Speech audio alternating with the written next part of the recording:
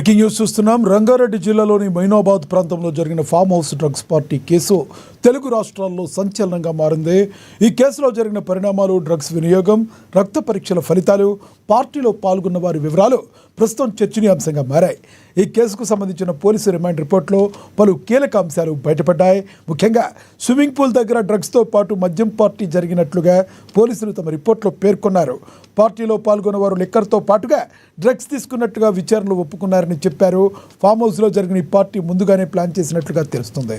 పార్టీలో ఉన్నవాళ్ళు లిక్కర్తో పాటుగా డ్రగ్స్ తీసుకున్నట్లుగా ఒప్పుకున్నారన్నారు. ఫామ్ హౌస్లోకి వెళ్ళగానే మొదటగా బుల్లెట్ సౌండ్ వినబడిందని పోలీసులు తెలిపారు. ఎవరూ కూడా డ్రగ్స్ తీసుకోలేదని చెప్పి బుకాయించే ప్రయత్నం చేశారని, అందరినీ పదే పదే విచారించడంతో చివరికి సిల్వర్ శరత్ కుమార్ డ్రగ్స్ తీసుకున్నట్లుగా ఒప్పుకున్నారని పోలీసులు వెల్లడించారు.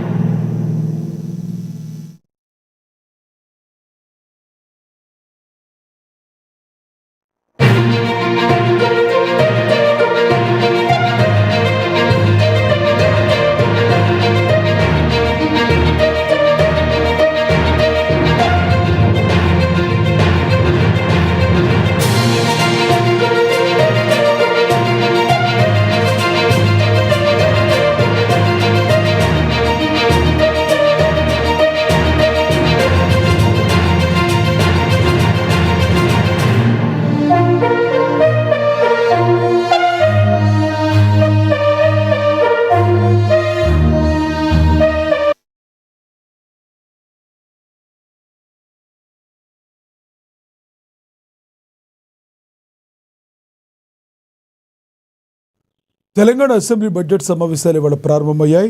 ఉభయ సభలను ఉద్దేశించి గవర్నర్ శివప్రతాప్ శుక్లా తన ప్రసంగాన్ని తెలుగులో ప్రారంభించారు. 2047 నాటికి తెలంగాణను $3 ట్రిలియన్ ఆర్థిక వ్యవస్థగా తీర్చిదిద్దడమే లక్ష్యంగా ప్రభుత్వం అడుగులు వేస్తుందని గవర్నర్ స్పష్టం చేశారు. మూసీ పునరుజ్జీవం, రీజనల్ రింగ్ రోడ్, జీహెచ్ఎంసీ విభజన వంటి కీలక అంశాలను తన ప్రసంగంలో ప్రస్తావించారు. అంతకుముందు అసెంబ్లీ ప్రాంగణంలో తెలంగాణ తల్లి విగ్రహాన్ని ఆవిష్కరించారు. అయితే మరోవైపు గన్ పార్క్ వద్ద బీఆర్ఎస్ నేతలు నిరసన తెలపడంతో అసెంబ్లీ పరిసరాల్లో రాజకీయ వేడి రాజుకుంది.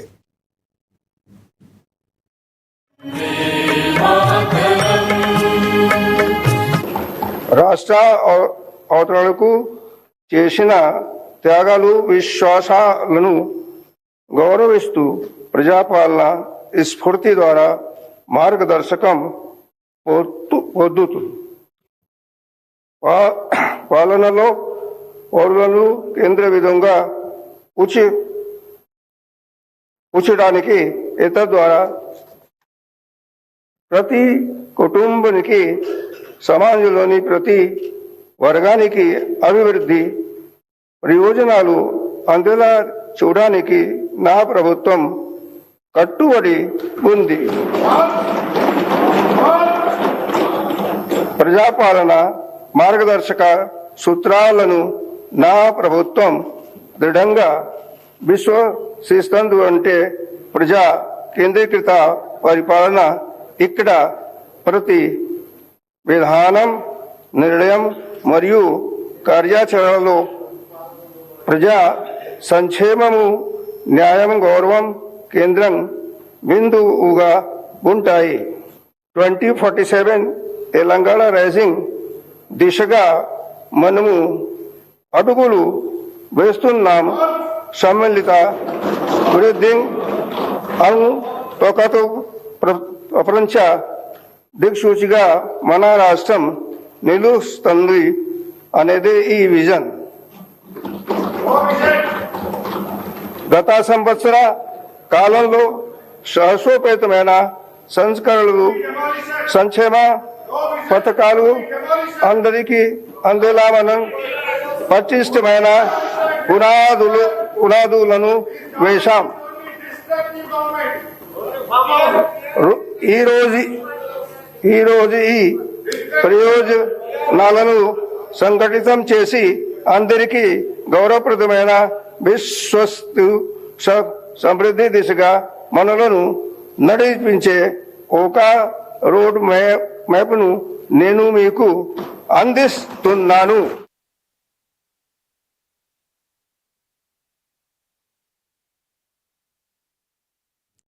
ఖమ్మం జిల్లా ముదిగొండ మండలం వల్లభి ఆశ్రమ పాఠశాలలో ఒక విద్యార్థిని మృతి తీవ్ర ఉద్రిక్తతకు దారితీసింది. 9వ తరగతి చదువుతున్న శ్వేత మృతి వెనుక హాస్టల్ సిబ్బంది హస్తం ఉందనే అనుమానాలు వ్యక్తమవుతున్నాయి. ఐరన్ మాత్రలు వేసుకోవడం వల్ల హై బీపీ వచ్చిందని కొందరంటుంటే, హాస్టల్లో విద్యార్థినిని నిర్బంధించి కొట్టడం వల్లే ఈ పరిస్థితి దాపురించిందని బంధువులు ఆరోపిస్తున్నారు. ఈ ఘటనపై విచారణ జరిపి బాధ్యులపై కఠినమైన చర్యలు తీసుకుంటామని అంటున్న జిల్లా గిరిజన సంక్షేమ శాఖ అధికారిని విజయలక్ష్మితో మా ఏఎన్ఎన్ ప్రతినిధి Upender face to face. Khammam జిల్లా ముదిగొండ వల్లభి ఆశ్రమ పాఠశాలలో విద్యార్థినికి సంబంధించి అనుమానాస్పద మృతి చెందింది. అయితే ఈ ఘటనకు సంబంధించి విద్యార్థి ముందు రోజు ఐరన్ టాబ్లెట్స్ తీసుకుందని చెప్పేసి ఆరోపణలు వస్తా ఉన్నాయి. అయితే ఇక్కడ సిబ్బంది కొట్టడం వల్ల ఐరన్ టాబ్లెట్ తీసుకుందని చెప్పేసి ప్రాథమికంగా కొట్టేటువంటి వారందరికీ ప్రచారం చేస్తున్న నేపథ్యంలో తల్లిదండ్రులు కూడా విద్యార్థి సంఘాలు పూర్తి స్థాయిలో ఇది ఖచ్చితంగా అక్కడ సిబ్బంది వైఖరి ప్రధానమైనటువంటి తప్పడం వలన సంఘటన జరిగిందని చెప్పేసి కూడా తీవ్రంగా అభియోగం మోపుతా ఉన్నారు. మరోవైపున కీలకమైనటువంటి నిద్ర మాత్రలకు సంబంధించిన ఐరన్ టాబ్లెట్స్ కూడా తీసుకున్న విషయాన్ని కూడా గోప్యంగా ఉంచి కావాలనే ఇక్కడ నుంచి పంపించేశారు అమ్మాయిని అని చెప్పేసి కూడా విద్యార్థి సంఘాలు, యువజన సంఘాలు తల్లిదండ్రులు ఆరోపిస్తున్నారు. అయితే ఇప్పటికే విచారణ జరిపినటువంటి డీడీకి సంబంధించినటువంటి నేతృత్వంలో ఖమ్మం జిల్లా గిరిజన సంక్షేమ శాఖ తీవ్రంగా ప్రతిస్పందించింది. ఈ ఘటన కారకులైన వారిపై కఠినంగా చర్యలు తీసుకుంటామని, వారిని ఆదుకుంటామని చెప్తా ఉన్నారు. అయితే మనతో పాటు మాట్లాడేందుకోసం, దీనిపై వివరణ ఇచ్చేందుకోసం ఖమ్మం జిల్లా డిప్యూటీ డైరెక్టర్ గా ఉన్నటువంటి విజయలక్ష్మి గారు మనతో పాటు ఉన్నారు. వివరాలు తెలుసుకుందాం. మేడం, అసలు సంఘటన ఏం జరిగింది, మీ నోటీస్కి ఏం తెలుస్తుంది? మాకు ఇప్పుడు ఏ సంఘటన అయితే జరిగిందో అది చాలా బాధాకరం అండి. మాకు ఏం తెలిసిందంటే 9th రోజు శ్వేత అనే 9th క్లాస్ చదివే అమ్మాయి, వల్లభిలో చదువుతున్న అమ్మాయి 9th రోజు ఫంక్షన్ కోసం వాళ్ళ ఇంటికి వెళ్తున్న పర్మిషన్ తీసుకొని వెళ్ళడం జరిగిందండి. తదుపరి మాకు 9th to 14th ఆమె గురించి ఎలాంటి సమాచారం లేదండి. తర్వాత నిన్న హెచ్ఎం గారు ఏం చెప్పారంటే, ఆ అమ్మాయిని ఇక్కడ మమతా హాస్పిటల్లో అడ్మిట్ చేశాము, సీరియస్ గా ఉంది అని చెప్పడం జరిగిందండి. అప్పుడు వెంటనే నేను హెచ్ఎం గారిని వెళ్ళి చూడాల్సిందిగా కోరాను. అప్పుడు తెలిసిన విషయం ఏంటంటే, అమ్మాయి ఐరన్ టాబ్లెట్స్ మింగింది, అట్లానే కిడ్నీస్ డ్యామేజ్ అయ్యాయి విపరీతంగా, చాలా సీరియస్ కండిషన్ లో ఉందని తెలిసింది. దాని తర్వాత ఇక మార్నింగ్ వాళ్ళు ఉస్మానియాకి తరలించమని చెప్పడంతో ఉస్మానియాకి బయలుదేరారు. ఉస్మానియాకి చేరుకోగానే డెత్ అయిందని తెలిసిందండి. సో దీని గురించి చాలా దిగ్భ్రాంతి వ్యక్తం చేస్తున్నాను నేను ఫ్రమ్ డిపార్ట్మెంట్ సైడ్. అట్లానే దీని మీద ఏటీడీఓ గారు విచారణకు వెళ్ళారు ఇందాక. అట్లానే ఫ్యాక్ట్స్ అన్ని కూడా మేము క్షుణ్ణంగా చూసి ఎవరైతే దీనికి బాధ్యులో వాటి మీద కఠిన చర్యలు తీసుకోవడం జరుగుతుంది. అట్లానే వాళ్ళకి పేరెంట్స్ కావచ్చు, ఇంకెవరికైనా ఏవైతే గవర్నమెంట్ నుంచి దక్కాల్సిన ఇవి ఉంటాయో అవన్నీ కూడా పొందేలాగా చూస్తామండి. ప్రధానమైనటువంటి హాస్టల్కి సంబంధించిన దాంట్లో కనీసం అంటే వాళ్ళ అమ్మమ్మ గారితో ఫంక్షన్ ఉంది అని రాయించారు, వాళ్ళ అమ్మమ్మ సంతకం పెట్టలేదు, నాకు చదివే రాదు అంటున్న నేపథ్యంలో మరోవైపు అటువంటి అమ్మాయి కూడా వెళ్తూ తీవ్రంగా బ్యాగ్ కూడా ముందస్తుగానే సర్ది పెట్టి కావాలనే ఇక్కడ నుంచి పంపించి దీన్ని హైడ్రామా ఆడేదని చెప్పేసి ప్రధానంగా అభియోగాలు వస్తా ఉన్నాయి. దీని ఎట్లాంటి విచారణ జరగబోతుంది ఈ అంశం మీద? చాలా సీరియస్ గానే విచారణ టేకప్ చేస్తామండి. ఎందుకంటే ఒకవేళ ప్రాబ్లం ఉండి వాళ్ళు బలవంతంగా అమ్మాయిని పంపించాలి, వదిలించుకోవాలన్న దృక్పథంతో వాళ్ళు పని చేస్తుంటే మాత్రం అది తప్పిదమే. సో దాని ప్రకారం, రూల్స్ ప్రకారం మేము వాళ్ళ మీద చర్యలు తీసుకుంటాం ఎంక్వైరీ చేసి. ఈ ఘటన మీద ఉన్నతాధికారులు ఏమన్నారు, ఎటువంటి హామీ ఇస్తున్నారు కుటుంబానికి మీరు? పిఓ గారు ఆధ్వర్యంలో మేము పనిచేస్తామండి. సార్ ఏమన్నారంటే, మనకి ఐటీడీఏ పరిధిలో వేకెన్సీ ఉన్న చోట వాళ్ళకి అవుట్ సోర్సింగ్ జాబ్ ప్రొవైడ్ చేద్దామని చెప్పారండి. అట్లనే ఎక్స్గ్రేషియా రిలేటెడ్ కూడా మనం గవర్నమెంట్ కి ప్రతిపాదనలు పంపిద్దాము, శాంక్షన్ అయ్యేలాగా చూద్దాము అని చెప్పడం జరిగిందండి. మొత్తానికి సంబంధించి ఖమ్మం ముదిగొండ వల్లభి ఆశ్రమ పాఠశాల ఇన్సిడెంట్ మాత్రం ఖమ్మం జిల్లా సంక్షేమ రంగంలో ప్రస్తుతం కూడా పెను ప్రకంపనలో వచ్చాము. ఒక విద్యార్థినికి సంబంధించి హాస్టల్ సిబ్బంది దాడి చేయడంతో ఒక హాస్టల్ రూమ్ లోనే బంధించి దాడి చేసినటువంటి తీవ్ర మనస్తాపంతో విద్యార్థిని నిద్ర మాత్రలు ప్రధానమైనటువంటి ఐరన్ టాప్ మాత్రలు మింగినట్టుగా అక్కడ స్థానికులు చెప్తా ఉన్నారు. హై బీపీ తోటి ఉన్న విద్యార్థిని ఉన్నత ఆసుపత్రికి తరలించాలని చెప్పేసి ఆ వైద్యుల సూచన మేరకు కుటుంబాన్ని కూడా పేరుతో పిలిచి ఆ రకమైనటువంటి ఒక క్రియేట్ చేసేటువంటి కూడా అభియోగాలు వస్తా ఉన్నాయి. దీనిపై పూర్తి విచారణ జరుపుతామని చెప్పేసి కూడా ఇప్పటికే జిల్లా డిప్యూటీ డైరెక్టర్ డీడీ తెలియజేశారు. ఈ ఖమ్మం జిల్లా సంక్షేమ రంగంలో గత ఎన్నడూ లేని విధంగా కూడా ఇట్లాంటి హైడ్రామా కొత్త తరానికి లేవనైతే కూడా జిల్లా అధికారులు కావచ్చు, ఉన్నతాధికారులు కూడా సీరియస్ యాక్షన్ తీసుకుంటున్నారు. రానున్న రోజుల్లో ఇటువంటి ఘటన పునరావృతం కాకుండా కూడా చర్యలు తీసుకొని ప్రస్తుతం ఆ కుటుంబాన్ని ఆదుకునే దిశగా తమ డిపార్ట్మెంట్ వైపు కృషి జరుగుతుందని చెప్పేసి జిల్లా డిప్యూటీ డైరెక్టర్ విజయలక్ష్మి మనతో పాటు చెప్తా ఉన్నారు. ఇది ఖమ్మంలో తాజా పరిస్థితి. కెమెరా పర్సన్ అహ్మద్తో ఉపేందర్, ANN న్యూస్, ఖమ్మం ప్రభుత్వ ఆసుపత్రి, మార్చిర్ నుండి. హైదరాబాద్లోని ఉస్మానియా యూనివర్సిటీ గేట్ వద్ద రోడ్డు భద్రతపై అవగాహన కల్పించేందుకు మాజీ మంత్రి హనుమంతరావు వినూత్న కార్యక్రమాన్ని చేపట్టారు. అరేవ్ అరేవ్ నినాదంతో ద్విచక్ర వాహనదారులకు ఆయన తన సొంత నిధులతో సుమారుగా 300 హెల్మెట్లను ఉచితంగా పంపిణీ చేశారు. రోడ్డు ప్రమాదాల్లో తలకు గాయాలవడం వల్లే ఎక్కువగా మరణాలు సంభవిస్తున్నాయని, ప్రాణాలు కాపాడుకోవడానికి హెల్మెట్ ధరించడం తప్పనిసరి అని ఆయన పేర్కొన్నారు.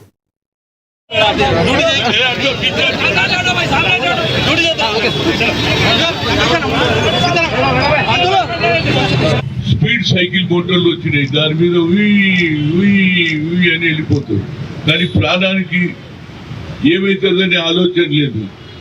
మన జీవితంలో మనిషికి ఉన్నటువంటి పెద్ద తలకాయ, ఆ తలకాయలలోనే మెదడు ఉంటుంది. దానికి ఏమన్నా ఇంచుమించు దెబ్బ తగిలితే మనిషి చనిపోతుంది. నేను చూశాను కొందరిని 6 ఏళ్ల వరకు కోమలో ఉండి చనిపోయిన సంగతులు కూడా నేను చూశాను. కనుక మేము మొదలు హెల్మెట్ అంటే ఎందుకు అనుకున్నాం, కానీ వాళ్ళ హెల్మెట్ చాలా ఇంపార్టెంట్ పెరిగింది. ఎంత ఇంపార్టెంట్ పెరిగిందంటే ప్రాణాలు కాపాడుకునేందుకు ఒకటే హెల్మెట్, దాని పేరే హెల్మెట్. హెల్మెట్ పెట్టుకోకపోతే కాలుకు దెబ్బ తగులుతుంది, చెయ్యికి తగులుతుంది, మళ్ళా జీవితంలో బతికే ఛాన్స్ ఉంటుంది. కానీ హెడ్ ఇంజరీ జరిగితే మాత్రం తప్పనిసరిగా అది కోమలన్నా పోతాడు, లేకుంటే స్పాట్లన్నా జరిగిపోతాడు. కనుక మీరు ప్రాణాలు కాపాడు, ముఖ్యంగా యంగ్స్టర్స్. అదేవిధంగా కామారెడ్డి జిల్లా నిరుద్యోగ యువతకు GCR చారిటబుల్ ట్రస్ట్ అద్భుతమైన అవకాశాన్ని కల్పిస్తుంది. ఈ నెల 22వ తేదీన పట్టణంలోని పార్శురాములు కళ్యాణ మండపంలో మెగా జాబ్ మేళా నిర్వహిస్తున్నట్లు TPCC ప్రధాన కార్యదర్శి గడ్డం చంద్రశేఖర్ రెడ్డి తెలిపారు. ఈ జాబ్ మేళాలో సుమారుగా 22 ప్రముఖ కంపెనీలు పాల్గొంటున్నాయని, దాదాపుగా 4,886 ఉద్యోగ ఖాళీలు అందుబాటులో ఉన్నాయని ఆయన వివరించారు. ఆసక్తి గల వారు QR కోడ్ ద్వారా ఆన్లైన్లో నమోదు చేసుకోవాలని సూచించారు. 10th ఇంటర్మీడియట్, డిగ్రీ, బీటెక్ చదివిన యువకులు ఈ అవకాశాన్ని సద్వినియోగం చేసుకోవాలని పిలుపునిచ్చారు. ఈ GCR ట్రస్ట్ ద్వారా నిర్వహించేటువంటి ఉద్యోగ మేళాలో వాళ్ళు డైరెక్ట్ కూడా స్కానర్ ద్వారా వాళ్ళ అప్లికేషన్స్ ఆన్లైన్ కూడా మాకు పంపించవచ్చు. దాదాపు నిన్న మధ్యాహ్నం 2 గంటలకు మనము పోస్టర్ రిలీజ్ చేయడం జరిగింది. ఈ 2 గంటల నుండి ఇప్పటి వరకు సుమారు ఒక 160 అప్లికేషన్లు కూడా ఆన్లైన్ ద్వారా మనకు వచ్చినాయి. చాలా సంతోషము. ఇప్పటి నుండి ఇంకొక 9 రోజుల గడువు ఉన్నది. మనకు ఆఫ్లైన్ ద్వారా, ఆన్లైన్ ద్వారా కూడా అప్లికేషన్ స్వీకరిస్తాము. మనకు మొత్తం సుమారుగా 2,000 మంది నిరుద్యోగులు ఇందులో పాల్గొనేటువంటి అవకాశం ఉంది. కాబట్టి ఈ ఉద్యోగ మేళాలో నిరుద్యోగులు ఉద్యోగం రావడం వల్ల మధ్య తరగతి మరియు కింది స్థాయి కుటుంబాలు, వాళ్ళ కుటుంబ పోషణ అనేటువంటి భారమైనటువంటి కుటుంబాలు కూడా దీని ద్వారా లబ్ధి పొంది వారి యొక్క జీవన మనుగడ స్థాయి మంచి విధంగా ముందుకు సాగాలనే ఆలోచనతోని, ఒక చక్కటి సదుద్దేశంతో ఈ కార్యక్రమం అనేటువంటిది ఏ పార్టీలకు కానీ, ఏ వ్యక్తులకు కానీ, కుల మతాలకు అతీతంగా ఇది నిర్వహించడం జరుగుతుంది. కావున కామారెడ్డి నియోజకవర్గ హైదరాబాద్లోని మల్లాపూర్ అన్నపూర్ణ కాలనీ మత సామరస్యానికి వేదికగా మారింది. మైనార్టీ తవక్కల్ సొసైటీ ఆధ్వర్యంలో ఏర్పాటు చేసిన ఇఫ్తార్ విందులో కులమతాలకు అతీతంగా అందరూ పాల్గొన్నారు. రంజాన్ మాసం సందర్భంగా హిందూ సోదరులు ఇఫ్తార్ విందులో పాల్గొని ముస్లిం సోదరులకు శుభాకాంక్షలు తెలిపారు. ప్రతి పండుగను తామంతా కలిసికట్టుగా జరుపుకుంటున్నామని, ఇది తమ కాలనీకి సోదర భావానికి నిదర్శనమని కాలనీ సంక్షేమ సంఘ నాయకులు పేర్కొన్నారు. ఈ సందర్భంగా తవక్కల్ మజీద్ కమిటీ సభ్యులను కాలనీ సంఘం నేతలు ఆంజనేయులు, నరసింహ గౌడ్ తదితరులు అత్యంత ఘనంగా సన్మానించారు.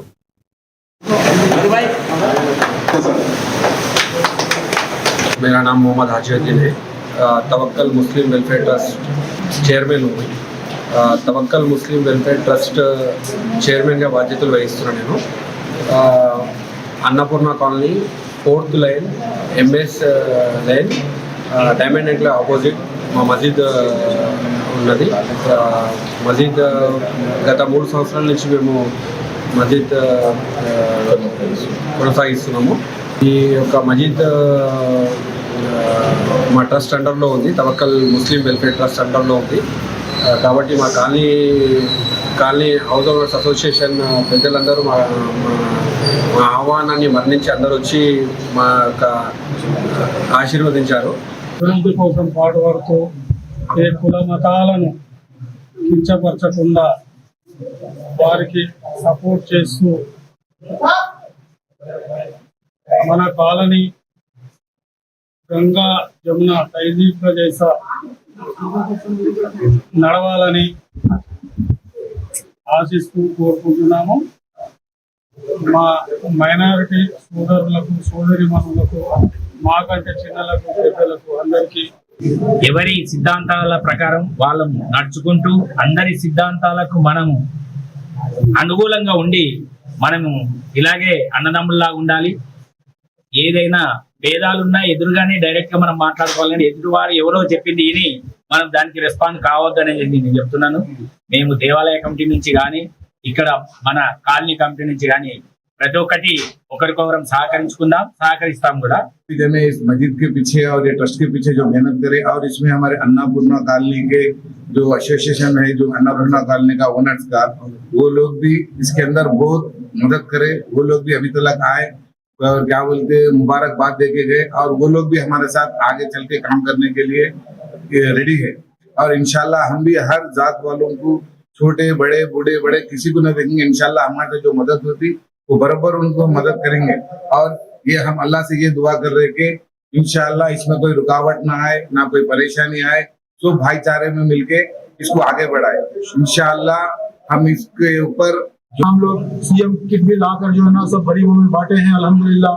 तो इसी तरह जो है ना हम सब वेलफेयर एक्टिविटीज करते हुए जो है ना हम हमारे हिंदू भाइयों से हम यही गुजारिश करते हैं कि वो भी हमारी मदद करें, हमारे साथ कोऑपरेट करें. इंशाल्लाह उनके साथ हम हैं, हमारे साथ वो हैं. हमारे दरमियान कोई बीच में टांग लड़ाने की जरूरत नहीं है. बस हम भाई हैं, हिंदू मुस्लिम भाई है. मेरा हिंदुस्तान महान है, मेरा हिंदुस्तान महान है. सारे जहां से अच्छा हिंदुस्तान हमारा है और सारे कॉलोनियों से अच्छा अन्नपूर्णा कॉलोनी हमारा है. और मैं ये भी बोलना चाह रहा हूँ, भाई मेरा एक जो है ना इंशाल्लाह अगर जिंदगी बाकी है तो इंशाल्लाह मैं ये करना समझ रहा हूँ, मेरे दिल में है. अल्लाह से दुआ कर. అన్నమయ్య జిల్లా రాయచోటిలో మత సామరస్యం వెల్లివిరిసింది. జూనియర్ కళాశాల మైదానంలో మంత్రి రాంప్రసాద్ రెడ్డి ముస్లిం సోదరులకు ఇఫ్తార్ విందును ఏర్పాటు చేశారు. ఈ కార్యక్రమంలో మంత్రి ఎండి ఫరూక్ ముఖ్య అతిథిగా ఇచ్చేశారు. మంత్రులిద్దరూ ముస్లిం సోదరులతో కలిసి ఉపవాస దీక్షలను విరమింపజేశారు. అనంతరం జరిగిన ఒక ప్రత్యేక నమాజులో పాల్గొని ప్రార్థనలు చేపట్టారు. కూటమి ప్రభుత్వం మైనార్టీల సంక్షేమానికి ఎంతో పెద్దపీట వేస్తుందని ఈ సందర్భంగా మంత్రులు స్పష్టం చేశారు.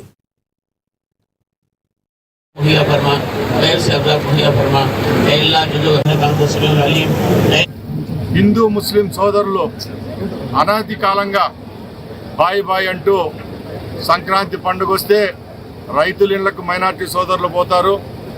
రంజాన్ బక్రీద్ వస్తే అక్కడుండే రైతులు హిందూ సోదరులు మైనార్టీల కుటుంబాలకు వచ్చి భోంచేయడం ఆనవాయితీ.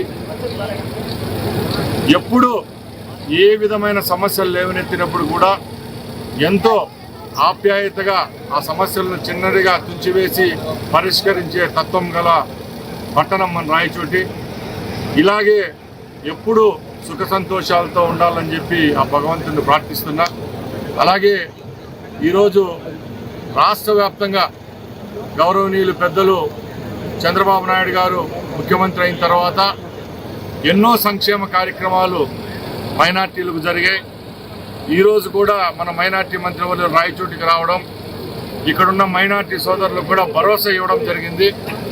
రాయచోట్లో ఉన్న మైనార్టీలకు సంబంధించి ప్రతి ఒక్క కుటుంబానికి ఈరోజు రాష్ట్ర ప్రభుత్వం ద్వారా అందవలసిన అన్ని కార్యక్రమాలు అందుతూ ఉన్నాయి. రాబోయే కాలంలో కూడా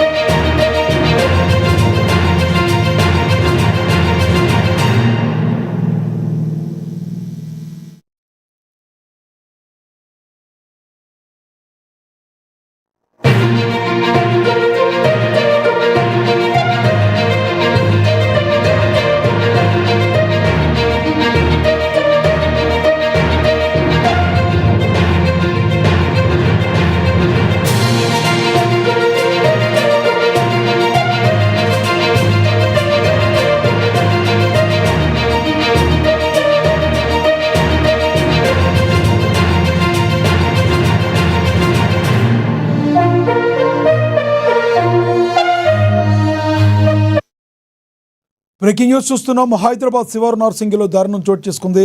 6 ఏళ్ల బాలికపై ఓ కామాంధుడు అఘాయిత్యానికి ఉడిగట్టాడు. బాలికపై అత్యాచారం చేసి ఆపై దారుణంగా హత్య చేసిన ఘటన స్థానికంగా తీవ్ర కలకలం రేపింది. నిన్న సాయంత్రం బాలిక కనిపించకపోవడంతో తల్లిదండ్రులు పోలీసులకు ఫిర్యాదు చేశారు. రంగంలోకి దిగిన పోలీసులు సీసీటీవీ కెమెరాలను పరిశీలించగా నిందితుడు బాలికను తీసుకెళ్తున్న దృశ్యాలు రికార్డయ్యాయి. ఆ ఆధారాలతో నిందితుడిని గంటల వ్యవధిలోనే పోలీసులు అదుపులోకి తీసుకున్నారు. పోలీసుల విచారణలో నిందితుడు తన నేరాన్ని అంగీకరించాడు. రాత్రి 1 గంట ప్రాంతంలో బాలిక మృతదేహాన్ని పోలీసులకు చూపించాడు.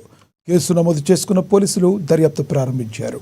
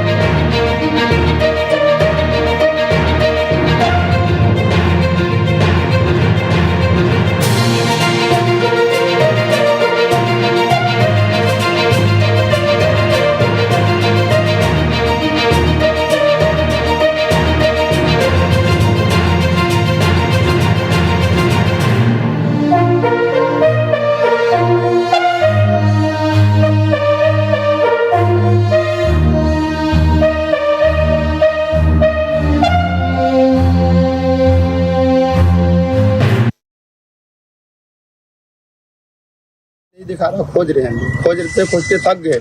एक मेरा बेटी था, वो देखा था तो वो बोला कि नहीं पापा लग गया है चोट, से उसको ले आया है डॉक्टर के पास।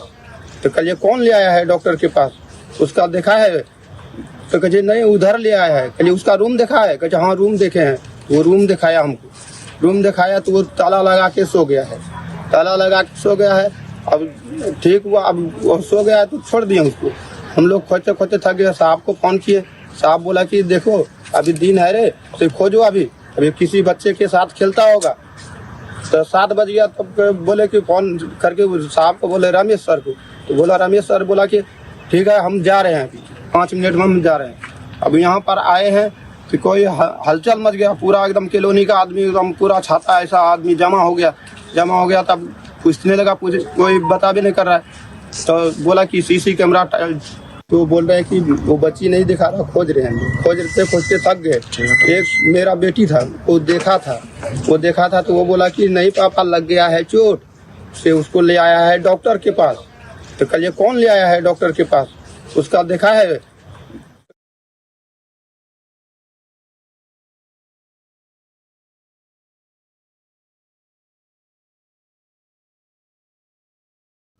రంగారెడ్డి జిల్లా రాజేంద్ర నగర్ పరిధిలోని గండిపేట మండలంలో విషాదం చోటు చేసుకుంది.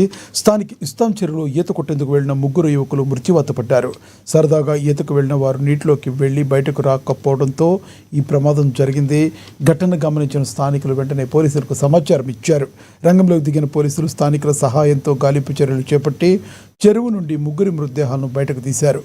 మృతదేహాలను పోస్టుమార్టం నిమిత్తం ఆసుపత్రికి తరలించారు. ఈ ఘటనపై కేసు నమోదు చేసుకున్న పోలీసులు దర్యాప్తు జరుపుతున్నారు.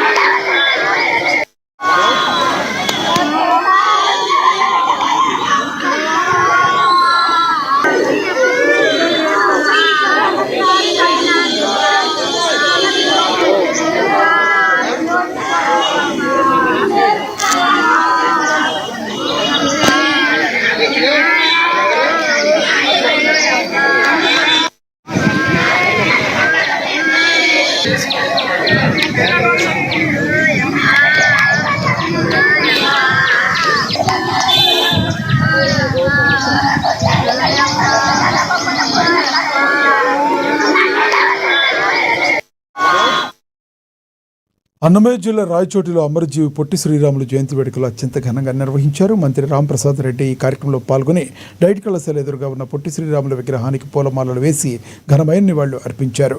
ఆంధ్ర రాష్ట్ర సాధన కోసం ప్రాణం త్యాగం చేసిన గొప్ప మహనీయుడు అమరజీవి పొట్టి శ్రీరాములు అని, ఆయన త్యాగం తెలుగు జాతి చరిత్రలో చిరస్థాయిగా నిలిచిపోతుందని మంత్రి కొనియాడారు.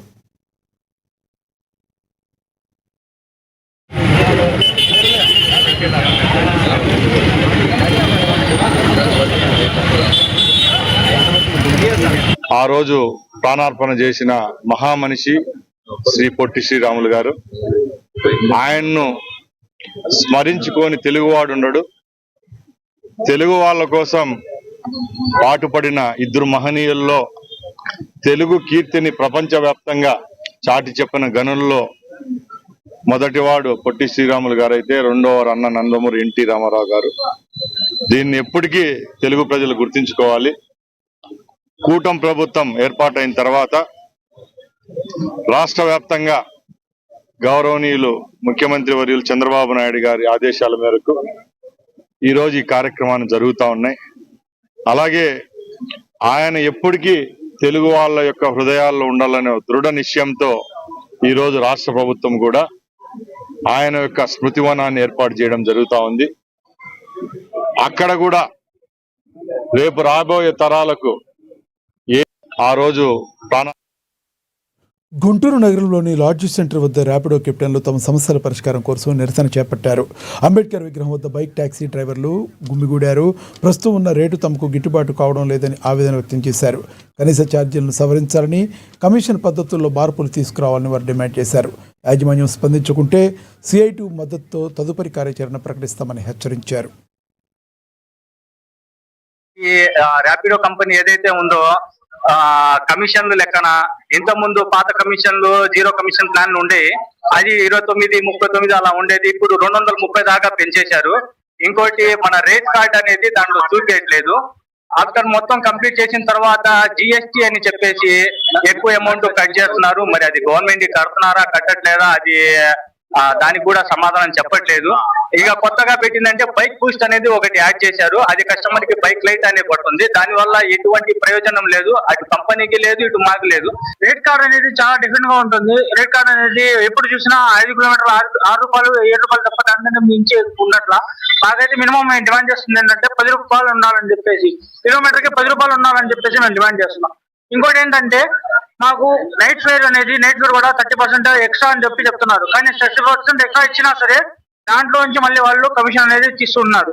సో అది కాకుండా నైట్ ఫేర్ 11 to 6 అని పెట్టారు. 11 to 6 మాకు వద్దు, 9 to 6 లాగా పెట్టండి. ఎందుకంటే నైట్ టైం కొంచెం ఎక్కువ. ఫ్లైఓవర్ ఉన్నప్పుడు ఏ విధంగా అయితే మనకు రేట్ కార్డు ఇచ్చాడో, ఇప్పుడు మనకు బస్ స్టాండ్ వెళ్ళాలంటే 300 కింద నుంచి 3 నుంచి వెళ్ళాలి. ఆ ట్రాఫిక్ దాటుకొని వెళ్ళాలంటే 100 రూపాయలు ఇచ్చినా కానీ దానికి తక్కువే. అట్లాంటిది ఫ్లైఓవర్ ఉన్నప్పుడు రేట్ కార్డు ఎప్పుడు ఇస్తున్నాడు, అదొక ప్రధాన డిమాండ్. మారుతున్న ట్రాఫిక్ పరిస్థితులు బట్టి కూడా మా రేట్ కార్డు మార్చాలి. చూడండి మా రేట్ కార్డు మార్చాలి. తర్వాత ఈ లొకేషన్ అప్డేట్ చేయట్లేదండి. ఇంకోటి ఏంటంటే కస్టమర్ ఆ రోడ్డు బాగాలేదు ఈ రోడ్డు బాగాలని చెప్పేసి 2 కిలోమీటర్లు తిప్పుకొని వెళ్ళినా సరే. కాకినాడ జిల్లా పిఠాపురం నియోజకవర్గంలో డ్రైనేజీ నిర్మాణం వివాదానికి దారితీస్తుంది. బీపత్తిపాడు గ్రామంలో డ్రైనేజీ కట్టే విషయంలో 2 వర్గాల మధ్య తీవ్ర వాగ్వాదం చోటు చేసుకుంది. ఒక వర్గం వారు డ్రైనేజీ నిర్మించాలని పట్టుబట్టగా మరొక వర్గం వారు దాన్ని అడ్డుకోవడంతో అక్కడ తీవ్ర ఉద్రిక్తత నెలకొంది. ఈ క్రమంలో ఒక వర్గం వారు కత్తితో దాడి చేయడంతో ఒక వ్యక్తి తీవ్రంగా గాయాల పాలయ్యాయి. అతడిని స్థానికులు వెంటనే పిఠాపురం ప్రభుత్వ ఆసుపత్రికి తరలించారు. సమాచారం అందుకున్న పోలీసులు గ్రామానికి చేరుకుని పరిస్థితిని అదుపులోకి తెచ్చారు. ఘటనపై వివరాలు సేకరించిన పోలీసులు కేసు నమోదు చేసుకున్నారు.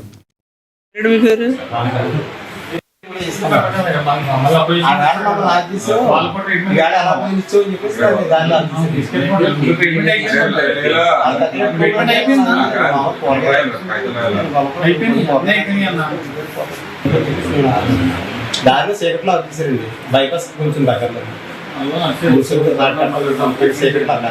ఇది కొలబ్రోల్ అండి, ఇది కొలబ్రోల్ కాంట్రాక్టర్ మీరు.